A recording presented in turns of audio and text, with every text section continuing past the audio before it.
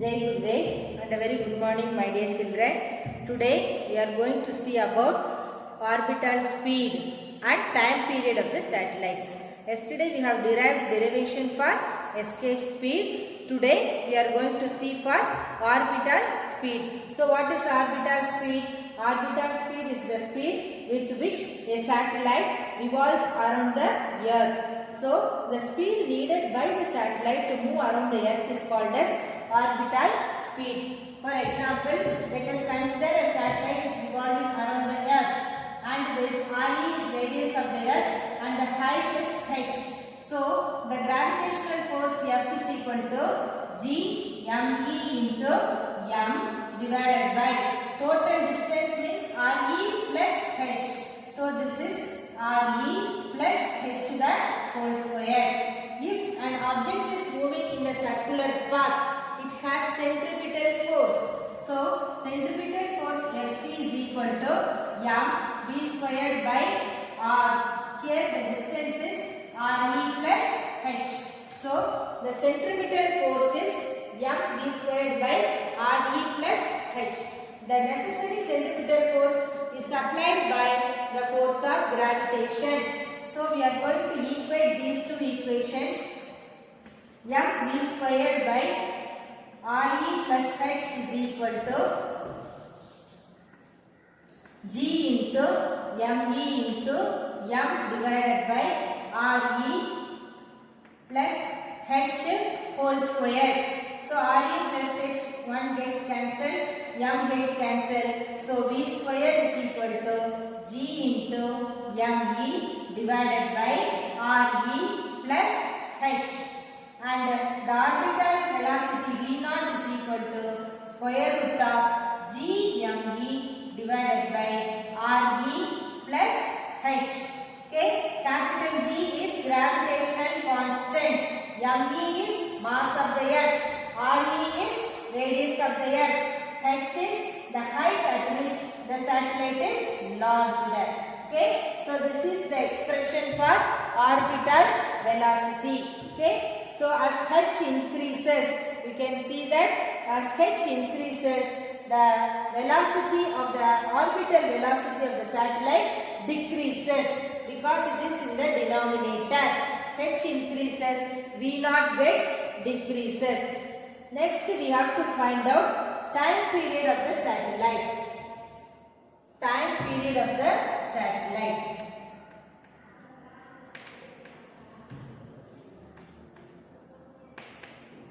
Time period of the satellite.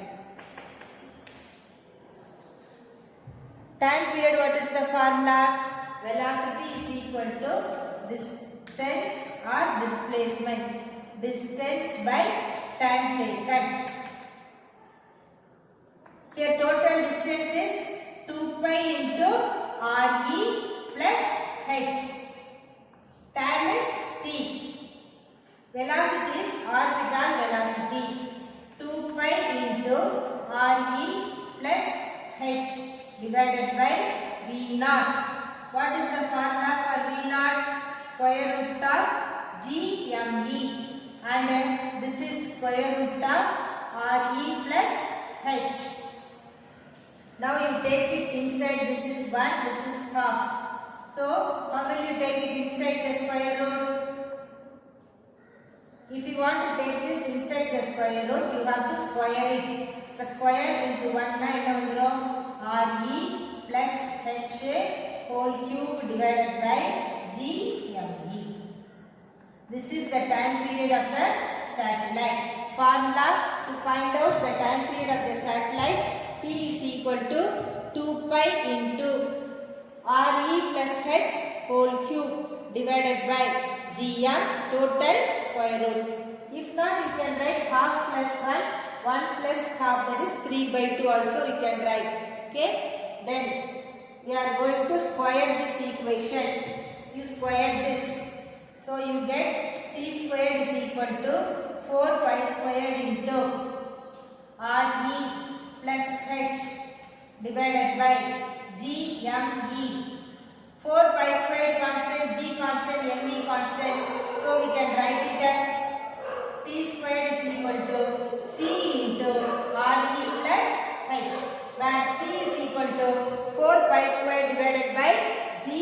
GME. Okay, so T squared is equal to, here we are getting T squared is equal to GM 4 pi squared by GME is taken as C, so RE plus H.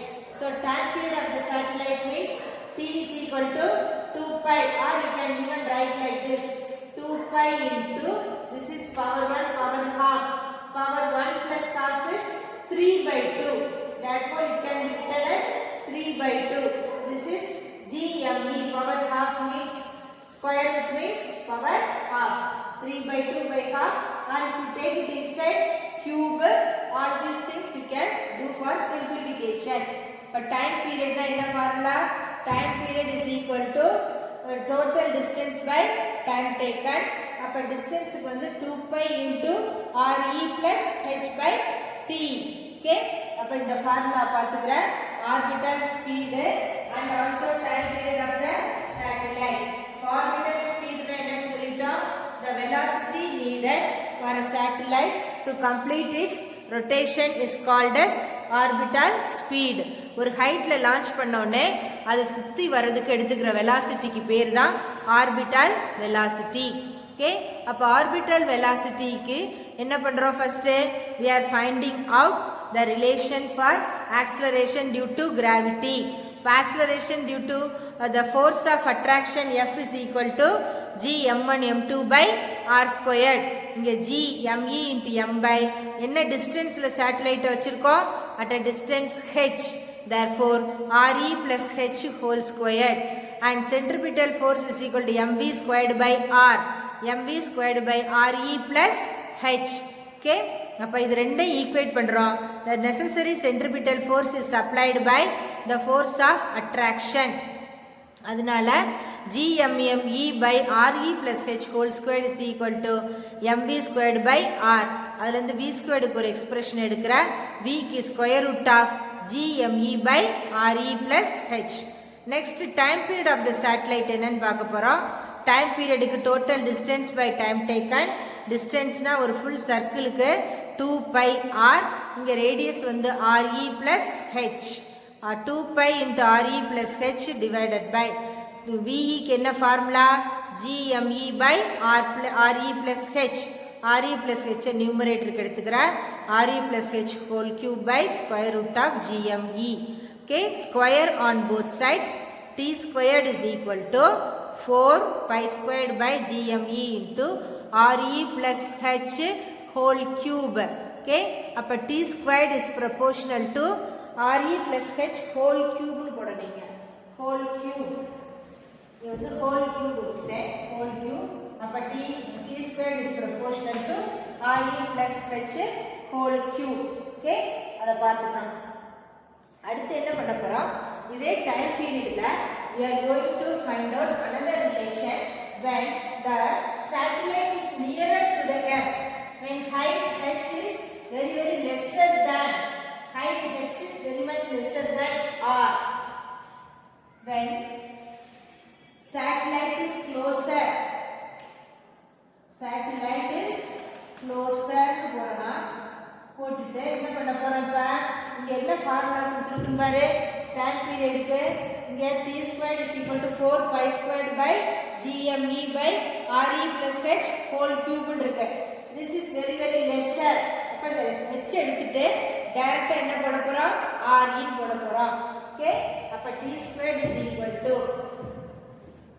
H is very much lesser than R, neglect H. அப்ப T என்னாச்சு, T squared is equal to 4 pi squared divided by GME into RE whole cube. Okay, ஏன்னா H விட்டுட்டோம், அப்ப balance உள்ளது RE whole cube. 4 pi squared into RE whole cube, RE squared into RE by GME னு எழுதுறேன். denominator of the denominator இத கொண்டு வர போறோம். GME divided by RE squared, அத கீழ கொண்டு வச்சு, அப்படியே கீழ கொண்டு வச்சு. You know that G is equal to GM by R Okay, g small g acceleration due to gravity gm by r squared. அதை வந்து இங்க சப்ஸ்டிட்யூட் பண்ண போறோம். அப்ப t squared is equal to 4 pi squared divided by g into re. rt வேணும்னா 2 pi into square root of re divided by g. Okay, t is equal to 2 pi into square root of re divided by g. அப்ப time period of சாட்டினோட continuation தான் இது. t squared is equal to 4 pi squared by gme into re plus h the whole cube. h neglect பண்ணிட்டோம். அப்ப இருக்கிறது re cube தான். 4 pi squared by gme cube வந்து squared இதுமா பிரிச்சாச்சு. Square கீழ கொண்டு வந்தாச்சு. gme by re squared. அப்ப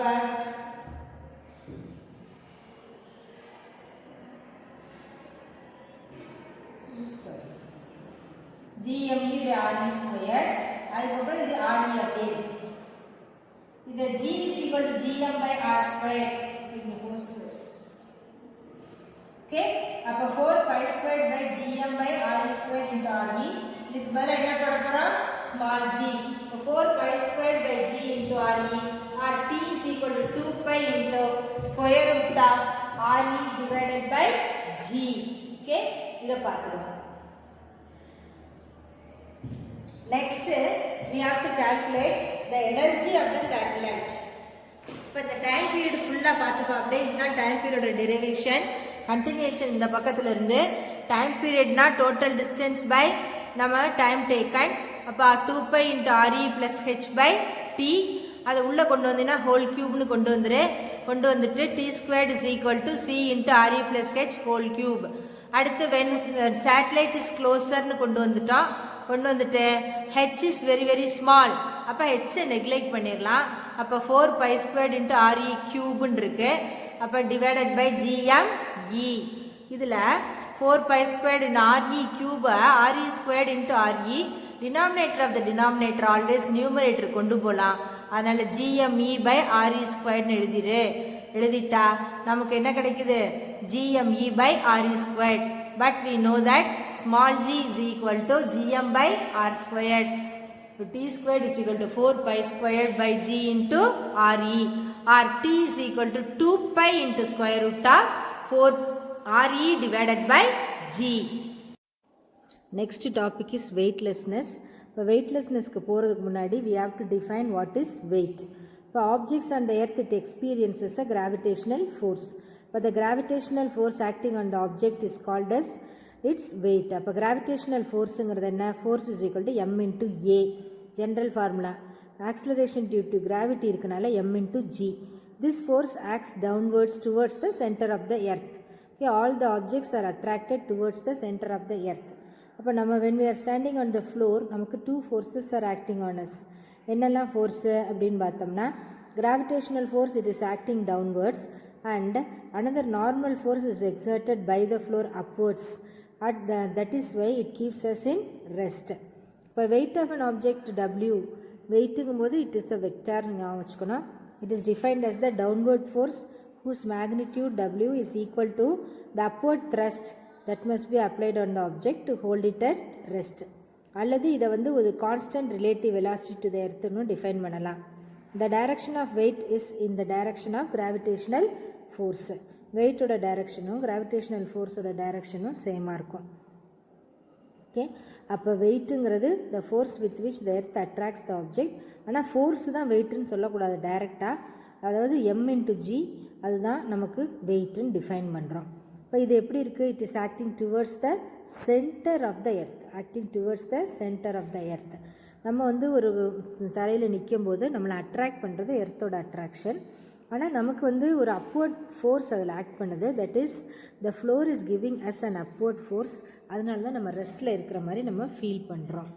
ஓகே, அதுக்கப்புறம் மேக்னிடியூட் ஆஃப் த வெயிட் எப்படி இருக்குன்னு பாரு. Magnitude is equal to N, that is equal to M into G. magnitude of the weight is always equal to m into g. Okay, அப்புறம் apparent weight in elevators பார்க்க போகிறோம். apparent weightனா actual வெயிட்டும் இதுவும் கொஞ்சம் டிஃப்ரென்ஸாக இருக்கும். லிஃப்ட்டில் போகும்போதோ எஸ்கலேட்டரில் போகும்போதோ எலிவேட்டர்ஸில் போகும்போதோ ஒரு ஜெர்க்கு மாதிரி நம்ம ஃபீல் பண்ணுறோம் டேக்கிங் ஆஃப் ஸ்டாப்பிங் டயத்தில். அதுக்கு பேர் தான் என்னது அப்பேரண்ட் வெயிட். ஓகே, அப்போ இந்த அப்பேரண்ட் வெயிட் வந்து when a man is standing in the elevator அவனுக்கு என்னெல்லாம் ஃபோர்ஸஸ் ஆக்டிங் ஆன் தட் மேனுன்னு பார்க்கணும். Gravitational force is acting downwards. அப்போ டவுன்வர்ட்ஸ்ன்னு சொன்னால் ஒய் டைரக்ஷன் எடுத்துக்கிட்டோம்னா ஒய் ஆக்சிஸுக்கு உள்ள யூனிட் வெக்டார் ஜே, டவுன்வர்ட்ஸ்னால் நெகட்டிவ் ஆக்சிஸ், அதனால FG is equal to minus mg into j cap. Gravitational force is acting downwards. Vertically direction is positive, y direction எடுத்துக்கிட்டோம்னா gravitational force acting in the man is Fg is equal to minus mg into j. Normal force exerted by floor on the man vertically up, அதனால normal ஃபோர்ஸும் வெயிட்டும் ஈக்குவல்னு சொல்லிட்டோம். அப்போ n is equal to n into j, அப்வர்ட்ஸுங்கிறனால positive. Okay, அப்போ concept of வெயிட்டை வந்து போகிறதுக்கு முன்னாடி நம்ம எலிவேட்டரில் என்ன நடக்குதுன்னு பார்க்குறோம். A man is standing on the elevator. அப்போ அவனுக்கு என்னெல்லாம் ஃபோர்ஸஸ் ஆக்ட் பண்ணும்? Gravitational force. கிராவிடேஷனல் ஃபோர்ஸ்னு சொல்லிட்டாலே இட் இஸ் ஆக்டிங் டவுன்வர்ட்ஸ். டவுன்வர்ட்ஸ்னாலே நமக்கு என்னது? Negative axis. அப்போ ஒய் ஆக்சிஸுக்கு வந்து யூனிட் வெக்டார் வந்து ஜே, அதனால் minus MG into J. Normal force acting upwards, அதில் வந்து ஒய் ஆக்சிஸ்க்கு பாசிட்டிவ், அதனால் n இன்ட்டு ஜே. இப்போ இந்த எலிவேட்டரை நம்ம டிஃப்ரெண்ட் கண்டிஷன்ஸில் பார்க்க போகிறோம். First when the elevator is at rest, elevator ரெஸ்ட்டில் இருக்குது அப்படின்னு சொன்னால் இட் இஸ் நாட் மூவிங், அப்போ ரெஸ்ட்டில் தான் இருக்குது. The acceleration of the man will be equal to 0. அப்போ மூவிங்கில் இல்லை, வெலாசிட்டி இல்லை, அதனால் ஆக்ஸலரேஷன் இல்லை, நெட் ஃபோர்ஸும் இல்லை, அதனால் net force acting on the man is also 0. அதுக்கப்புறம் with respect of inertial frame Newton second law of motion இதில் அப்ளை பண்ணுறோம். FG acceleration due to gravity plus normal force எல்லாமே என்ன? எல்லா ஆக்ஸலரேஷனும் கிடையாது, நெட் ஃபோர்ஸும் கிடையாது, அதனால 0. ஆனால் நம்ம ஆல்ரெடி FGக்கு என்ன டிரைவ் பண்ணி வச்சுருக்கோம்? Minus mg into J plus n into J. அந்த ப்ரீவியஸாக நம்ம டிரைவ் பண்ணதை இதில் சப்ஸ்டியூட் பண்ணிடு. சப்ஸ்டியூட் பண்ணிவிட்டு ரெண்டுலேயும் ஜே காமனாக இருக்குது, அதனால் கேன்சல் பண்ணிடு. and n is equal n minus mg is equal to 0 or n is equal to mg. weight w தான் n, அதனால் apparent weight of the man is equal to his actual weight. அப்போ when the elevator is at restங்கும் போது the apparent weight of the man is actual weight. அப்போ அதில் எந்த இதுவுமே நடக்கலைங்கிறனால actual weight தான் apparent வெயிட்டுக்கு ஈக்குவலாக இருக்கும். ஓகே, அப்போ இதில் பார்த்துக்கணும், ஆக்ஸலரேஷனும் 0, ஃபோர்ஸும் 0, அதனால் F plus n 0, F is equal to Fஐ வந்து நம்ம என்னென்னு ஆல்ரெடி கண்டுபிடிச்சி வச்சுருக்கோம், minus mg into J, n வந்து n into J equal to 0. J வந்து காமனாக இருக்குது, கேன்சல் ஆகிடலாம். அப்போ n is equal to mg. Here apparent weight is equal to the actual weight. When the elevator is moving uniformly in upward or downward direction, அப்போ எலிவேட்டரை நம்ம என்ன பண்ணுறோம்? யூனிஃபார்மாக அப்வர்டோ அல்லது டவுன்வர்ட் டைரெக்ஷனில் அதை மூவ் பண்ணுறோம். இப்போ யூனிஃபார்ம் மோஷன் அப்படின்னு சொன்னாலே velocity will be constant. The net force acting on the man is still 0. Okay, அப்போ யூனிஃபார்ம் மோஷன் சொல்லிட்டாலே என்னன்னு சொல்லிட்டோம்? Constant velocity. Net force acting on the man is still 0. Elevator is moving up or down, அது பார்க்க போகிறோம். இப்போ first வந்து elevator is at rest, அதுக்கப்புறம் எலிவேட்டர் இஸ் மூவிங் அப், அதுக்கப்புறம் elevator is moving down.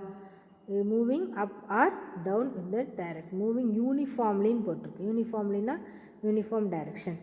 In this scales also apparent weight is equal to the actual weight. ஏன்னா constant வெலாசிட்டின்னு சொல்லியாச்சு, அப்போ நெட்டு ஃபோர்ஸ் 0, அதனால் apparent weight is equal to the actual weight of the man. அப்போ இந்த கண்டிஷனில் elevator is moving uniformly in the upward direction. Uniform இந்த upward டைரக்ஷன்னா என்ன இருக்குது? வெலாசிட்டி 0 ஆயிடுச்சு, கான்ஸ்டன்ட் வெலாசிட்டி ஆயிடுச்சு, அதனால் apparent weight is equal to actual weight of the man. அடுத்து when the elevator is accelerating upwards, அப்போ எலிவேட்டர் மேலே போகுது, அதாவது லிஃப்ட்டு மேலே போகுதுன்னு அர்த்தம். எலிவேட்டர்னால் லிஃப்ட்டு, அல்லது நம்மளுடைய இந்த எஸ்கலேட்டரில் நீ அவ்வளோவா ஃபீல் பண்ண முடியாது, லிஃப்ட்டில் இதை நீ ஃபீல் பண்ணலாம். when the elevator is accelerating upwards, அப்போ elevator is moving with upward டைரக்ஷனில் போகுது. அப்புனாலே நம்ம என்னென்னு சொல்லிட்டோம்? Y axis. ஒய் ஆக்சிஸில் அப்புனா பாசிட்டிவ், இப்போ A is equal to AJ. இப்போ with respect to the inertial frame Newton செகண்டில் எடுத்துக்கிறோம். இதில் அதே தான், FG plus N equal to, அப்போ இட் இஸ் மூவிங் அப்வர்ட்ஸுங்கும் போது இதுக்கு ஒரு ஃபோர்ஸ் இருக்கும், அதனால் எம் இன்ட்டு ஏன்னு எடுத்துக்கணும். Okay, it is moving upwards, it is having a force and that force is equal to mass into acceleration. Fg plus n is equal to m into a. அப்போ Fg என்னன்னு கண்டுபிடிச்சி வச்சுருக்கோம் already, minus m into g into j plus n into j equal to ma into j. அதை பார்த்துக்கணும். இப்போ இது எல்லாத்தையும் compare பண்ண போகிறோம். எல்லாத்தையும் கம்பேர் பண்ணும்போது என்ன கிடைக்கிது, j காமனாக இருக்குது. அதனால் நீ j காமனாக இருக்கனால எடுத்துகிட்டு n is equal to mg plus a அல்லது m is equal to m into g plus aன்னு இருக்குது.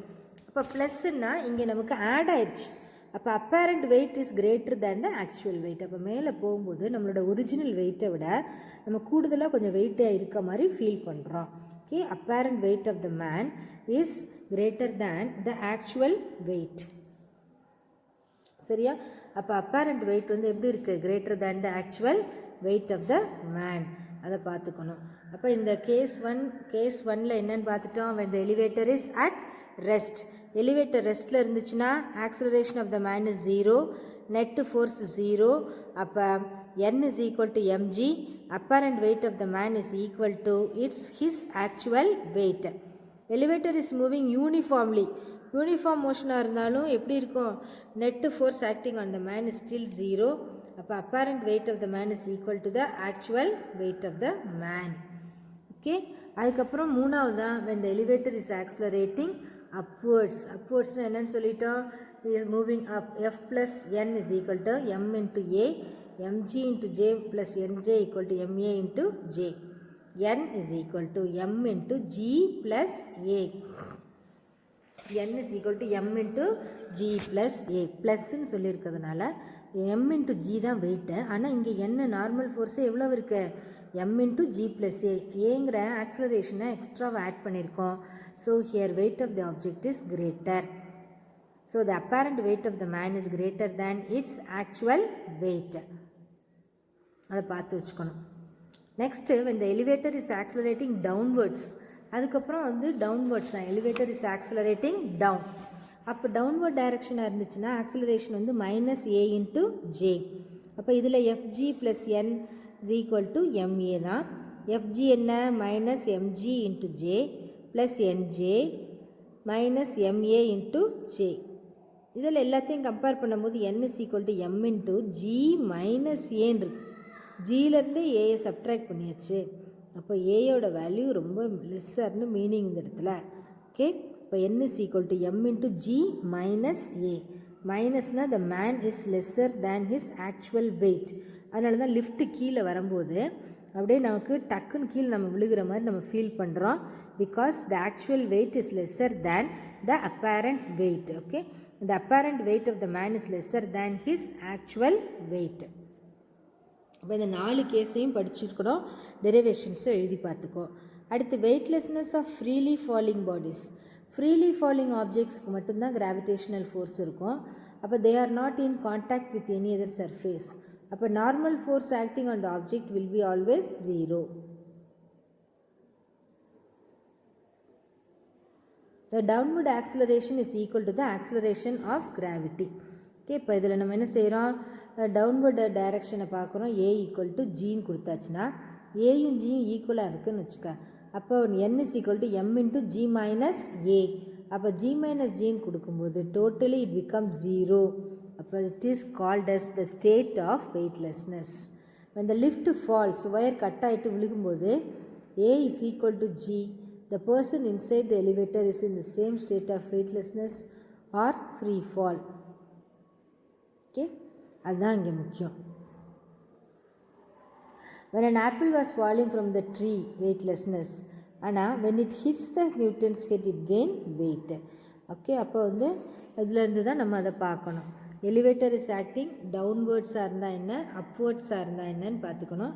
டவுன்வேர்ட்ஸாக இருந்தால் என்னன்னு சொல்லிட்டோம், apparent weight is less than the actual weight. Apparent வெயிட்டோட ஆக்சுவல் வெயிட்டோட அப்பேரண்ட் வெயிட் லெஸ்ஸராக இருந்தால் அதுக்கு பேர் டவுன்வேர்ட் ஃபோர்ஸ். இது எல்லாமே எலிவேட்டரில் உள்ள கண்டிஷன்ஸ். 4 கண்டிஷனையும் தரவாக படிச்சிருக்கோம் நான். அடுத்து வெயிட்லெஸ்னஸ், ஸ்டேட் ஆஃப் வெயிட்லெஸ்னஸில் பார்த்தீங்கன்னா acceleration due to gravity is equal to the acceleration. A is equal to G. அப்போ ஜி மைனஸ் ஜி என்ன ஆகிடும், 0. This condition is called as weightlessness. Okay, அப்போ weightlessness or free fall. அப்போ weightlessness எதுலெல்லாம் இருக்குன்னு பார்க்க போகிறோம். A is equal to G, அதனால் M into G minus G, that is equal to 0. This condition is called as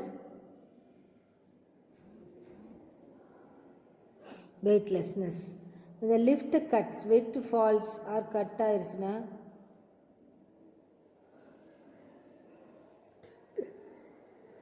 downward acceleration A equal to G, the person inside the elevator will be in the state of weightlessness or free fall. This condition is called as weightlessness. Okay, அதுதான் ரொம்ப முக்கியம். இப்போ freely falling ஆப்ஜெக்ட்ஸுக்கு gravitational force இருக்கும். ஆனால் அது கீழே வரும்போது they are not in contact with any surface. The normal force acting on the object is 0. But downward acceleration is equal to the acceleration due to gravity. A is equal to G. அப்போ A equal to G na N is equal to M into G minus G 0. This state is called as state of weightlessness. அப்போ lift வந்து wire cut ஆயிடுச்சு அப்படின்னா A will be equal to G. Okay, அதான் இந்த படம் காமிச்சிருக்காங்க உனக்கு. Apparent wait இதில் வந்து N is equal to M into G. இது வந்து at rest. And when it is falling down, apparent weight is lesser than the actual weight. Okay, first case வந்து N is equal to M into G. N is equal to M into G அப்படிங்கிறது the elevator is at rest. ரெஸ்ட்டில் இருக்கிற போது the weightlessness in satellites. அப்போ அஸ்ட்ரோனட்ஸ்லாம் சேட்டலைட்ஸில் இருக்கும்போது they experience no gravitational force. ஏன்னா they are far away from the earth நினைக்கிறோம். ஆனால் ஆக்சுவலாக சேட்டலைட்ஸுக்கு எல்லாருக்கும் close to the earth experience gravitational force. Astronauts inside the satellite also experience the same gravitational force. They cannot exert any force on the floor of the satellite. அதே மாதிரி floor of the satellite also cannot exert any normal force on the astronaut. அப்போ astronauts inside the satellite are in the state of weightlessness. Okay, அப்போ the weightlessness of a freely falling bodyல பாரு, state of weightlessness அப்படிங்கிறது lift falls down. As a result, we go to the state of weightlessness. Astronauts inside the satellite are in the state of weightlessness. Not the satellite be in the state of, not only the astronauts, but the objects in the satellite will be in the state of weightlessness, which is similar to the freely falling. In the diagram க்கு மாதிரி பார்க்கணும். Okay, அப்போ இதை பார்த்துட்டு gravitational ஃபோர்ஸே சேட்டலைட்ஸ்க்கு இல்லைன்னு சொல்ல முடியாது, அதுக்கு சேட்டலைட்ஸ்க்கு இருக்குது. ஆனால் வந்து எர்த்து கொஞ்சம் பக்கத்தில் இருக்குன்னா it experiences a force. N is equal to M into G plus A. G plus A na the apparent weight is greater than the actual weight. Apparent weight is greater than the actual weight. அப்படி இருந்தால் we call it as M apparent weight is greater than actual weight. கிரேட்டராக இருந்துச்சுன்னா elevator is accelerating upwards. Free ஃபாலாக இருந்துச்சுன்னா என்ன ஆகும்? A is equal to 0, N is equal to 0, G is equal to A. ரெண்டுமே ஈக்குவலாக இருந்துச்சுன்னா that condition is called as weightlessness. Now we are going to calculate energy of the satellite. Next வந்து energy of the satellite.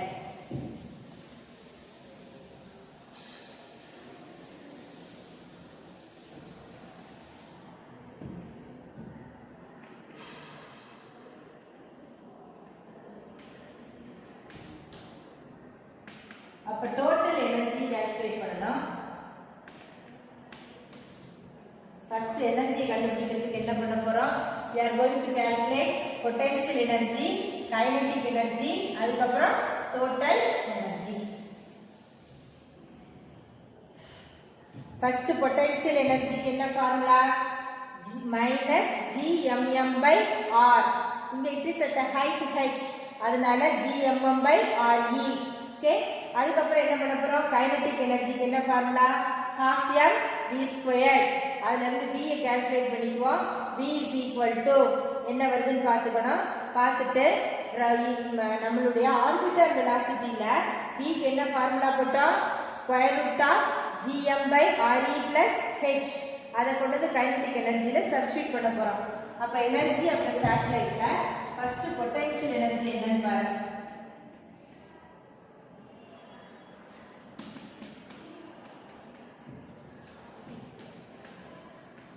equal to minus gm into me divided by re plus h. அடுத்து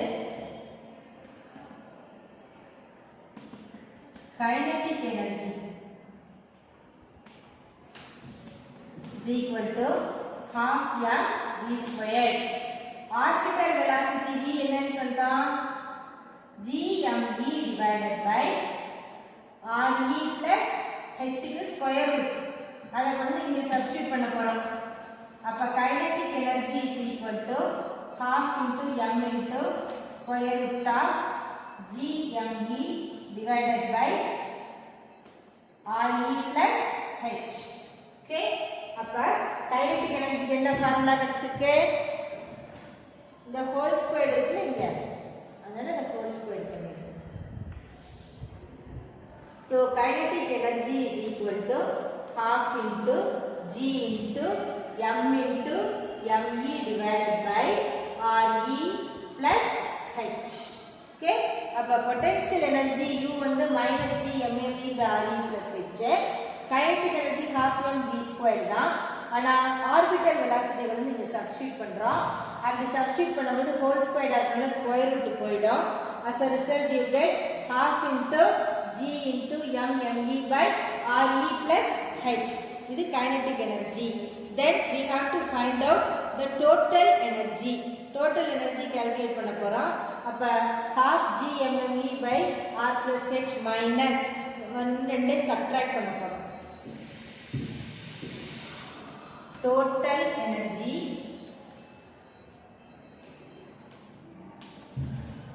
potential energy plus kinetic energy. Potential energy என்ன? minus g me divided by re plus h plus half into g me divided by re plus h. Okay? இது minus 1 plus half. minus 1 plus half என்னவா இருக்கும்? minus half. அதனால இங்க minus half into g me divided by re plus h is the total energy of the satellite. Okay? minus half into g me divided by re plus h is the total energy of the satellite. As h approaches infinity, the energy becomes 0. Okay? h வந்து infinity போயிடுச்சு. height பயங்கர height ஆயிடுச்சு அப்படினா it is infinity. Energy becomes 0.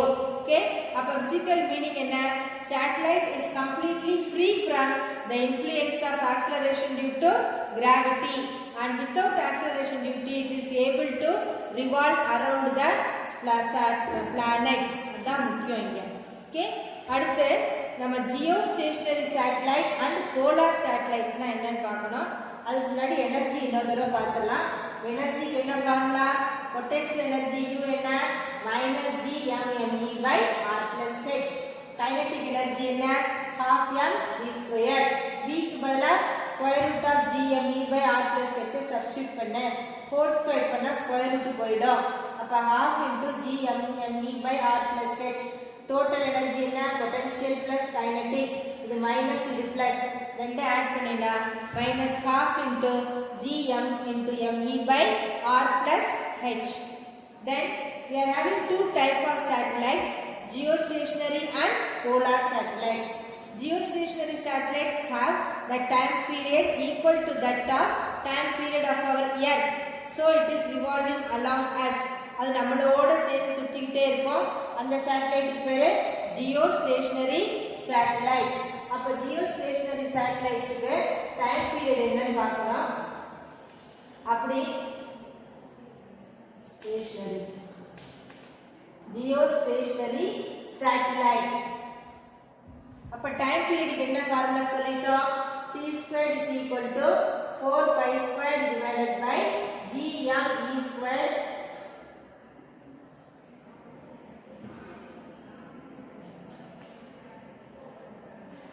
re plus h whole cube. Okay? 4 pi squared into re plus h whole cube divided by gme.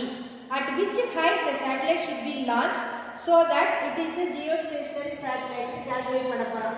இப்போ find out square root. இப்போ t is equal to square root எடுத்தா 2 pi. இது வந்து gm க்கு இது மட்டும் square root ஆயிருக்கும். இதுக்கு square root எடுத்தீங்கன்னா என்ன ஆயிடும்?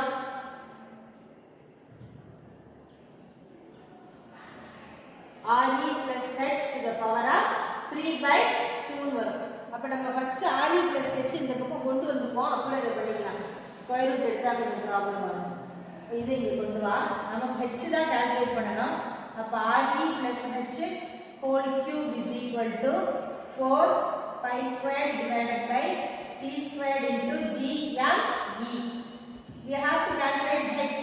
அப்ப re plus h is equal to 4 pi squared to the power of 1 by 3 t to the power of 4 by 3 gme to the power of 1 by 3 சரியா அப்ப 4 pi squared t எல்லா value நமக்கு தெரியும் radius of the earth எல்லாத்தையும் substitute பண்ண போறோம் அப்படி substitute பண்ணிட்டு time period of the earth எல்லாத்தையும் சப்ஸ்டிட்யூட் பண்ணிட்டு we are going to calculate and h ஓட வேல்யூ எப்படி இருக்கா 36000 km ன்னு கிடைச்சிருக்கு height h is equal to 36000 km அப்பனா என்ன meaning when you are launching a satellite at a height of 36000 km it turns out to be a geostationary satellite okay that is turns out to be a geostationary satellite okay geostationary satellites are those which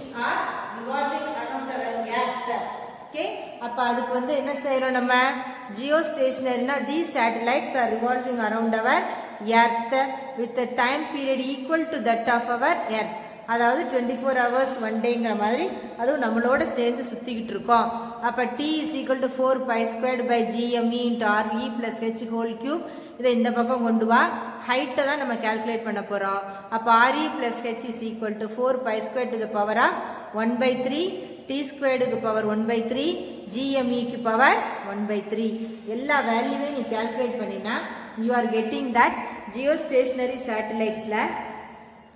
satellites orbiting around the earth may be in different time substituting the time period 24 hours அப்ப 86400 seconds mass radius எல்லாத்தையும் substitute பண்ணோம்னா height h is equal to 36000 km அந்த satellite பேர் geostationary satellite இந்தியால வந்து inside group of satellites எல்லாமே geostationary satellites இருக்கு another type of satellite placed at 500 to 800 kilometers in the north south direction la irundha that is called as north pole to south pole is called as polar satellite adoda time period வந்து nearly 100 minutes and completes many revolutions in a day polar satellite வந்து small trip area of the pole to pole during one revolution அப்ப geostationary satellites na என்னங்கிறது நல்லா தெரிஞ்சுக்கணும் it is having the time period equal to that of our earth அப்படி இருந்தா அதுக்கு பேரு